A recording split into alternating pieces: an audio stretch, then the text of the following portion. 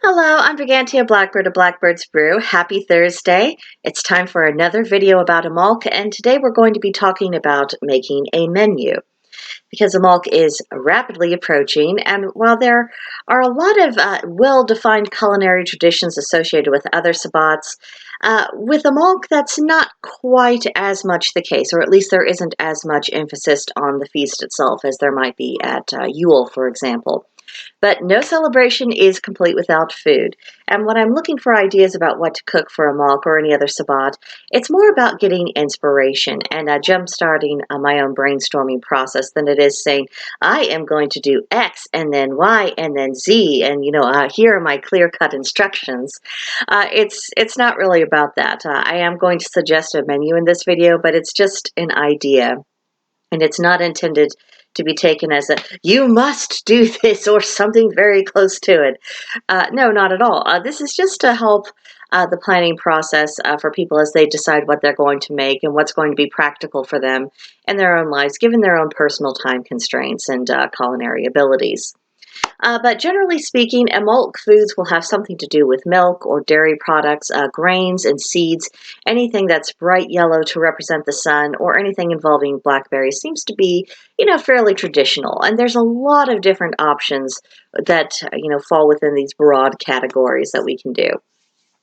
But my idea for an Imbolc breakfast would be an omelet with red, orange, and yellow peppers, onions, sausage, and melted cheddar cheese.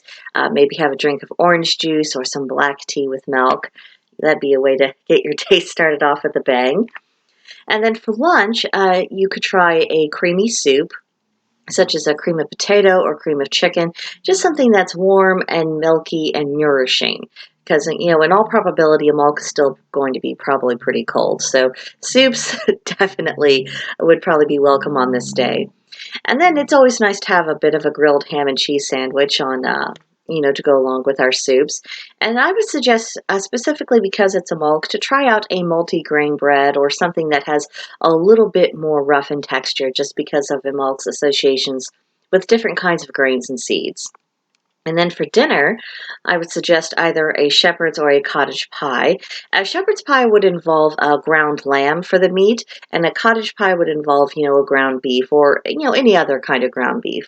But that's what I currently understand the difference between the two to be. They're very warm, they're very hearty, they feed a crowd, and they're not that expensive to make. And then for dessert, I would suggest maybe a blackberry crumble. Again, not expensive to make, pretty easy to do. So I hope this gets you started as you start making your own plans. And whether you're cooking just for yourself or for a larger household, most of these dishes can be scaled up or down as needed if you do decide to take me up on any of these suggestions. But more than anything, I hope whatever you choose to feast on for Imbolc is yummy and it puts a smile on your face. So, short Imbolc video today. I hope you enjoyed it. If you'd like to talk about Imbolc or any other pagan or witchy topics, please come see me on Blackbird's Brew on Discord. There's a link to join in the description box below. And in the meantime, I hope you'll subscribe to this channel, like the video, leave a comment. I'll see you in the next one. Bye!